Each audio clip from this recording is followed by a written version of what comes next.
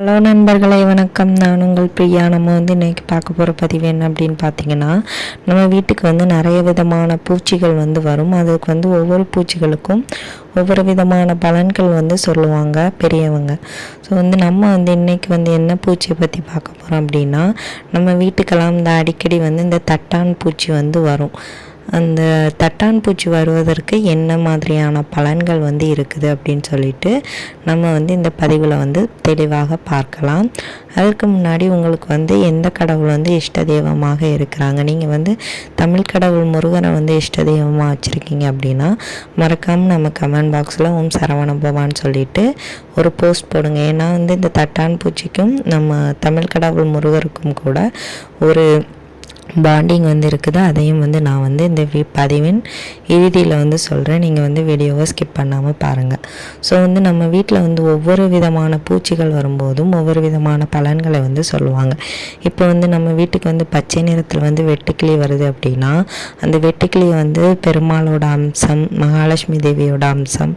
அப்புறம் நம்ம சஷ்டி விரதத்துக்கு முருகருக்கு ஏதாச்சும் பண்ணி வச்சோம், இல்லை கிருத்திகைக்கு பண்ணி வச்சோம் அப்படின்னா, இல்லை நம்ம குலதெய்வம் நம்ம வீட்டில் இருக்கிறாங்க அப்படின்னாலும் இந்த வெட்டுக்கிளி வரும். அது எப்பவுமே வராது. அதுவும் பச்சை நிற வெட்டுக்கிளி வர்றது ரொம்பவும் ஒரு அரிதான ஒரு விஷயம். என்னைக்காவது ஒரு நாள் தான் நம்ம பார்க்க முடியும். இப்போ உங்கள் வீடு வயல் கரையில் இருக்குது, இல்லை வீட்டு பக்கத்தில் நிறைய செடிகள் இருக்குதுன்னா அது வர்றது பெரிய விஷயம் கிடையாது.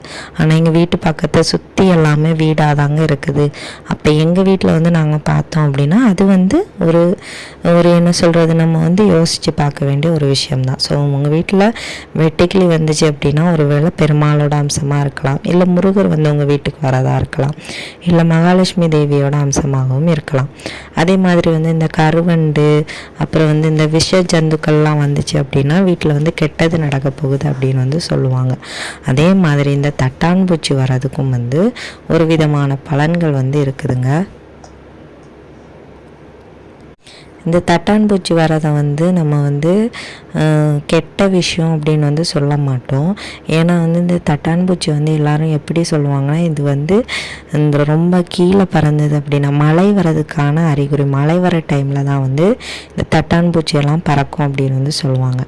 ஸோ அந்த டைமில் தான் அது நம்ம வீட்டுக்கு கூட அடிக்கடி நம்ம பார்த்துருப்போம்.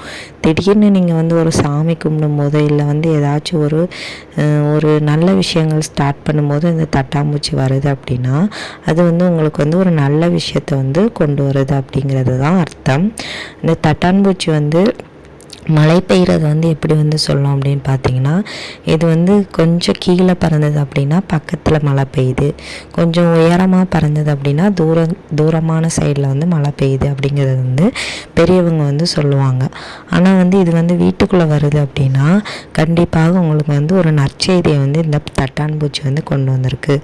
அது என்ன நற்செய்திங்க அப்படின்னு கேட்டிங்கன்னா, நீங்கள் ஏதாவது தொழில் தொடங்க போகிறீங்க, இல்லை ஏதாவது தொழில் பண்ணிட்டு இருக்கிறீங்க அப்படின்னா அதில் உங்களுக்கு நல்ல ஒரு ஹை லெவலுக்கு நீங்கள் போகிறது இந்த தட்டான் பூச்சி உணர்த்துவதற்காக உங்கள் வீட்டுக்கு வருது அப்படின்னு பெரியவங்களால் சொல்லப்பட்டிருக்கு. அது இந்த தட்டான் பூச்சி இன்றைக்கி எங்கள் வீட்டுக்கு வந்துங்க, நாளைக்கு அப்போ நான் செய்கிற வேலையில் எனக்கு இன்க்ரிமெண்ட் கிடைக்குமா, நான் கை நிறைய சம்பாதிச்சிருவேனா அப்படிலாம் நீங்கள் கேட்கக்கூடாதுங்க.